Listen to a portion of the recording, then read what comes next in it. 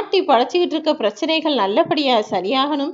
எந்த கஷ்டமும் எந்த பிரச்சனையும் வராம எல்லாமே சரியாகி நிம்மதியாகவும் சந்தோஷமாகவும் உன் வாழ்க்கையை வாழ்வதற்கு ஒரு மாற்றம் வரணும், திருப்பங்கள் உண்டாகணும் தானே நீ எதிர்பார்த்து காத்துக்கிட்டு இருக்க.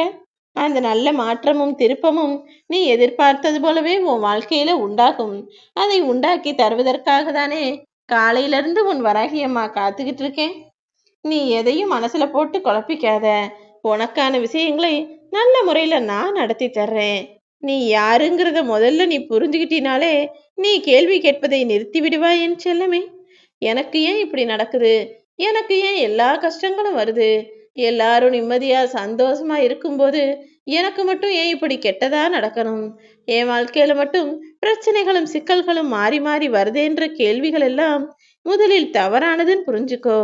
உன்னுடைய செயல் என்னவோ, உன்னுடைய குணம் என்னவோ,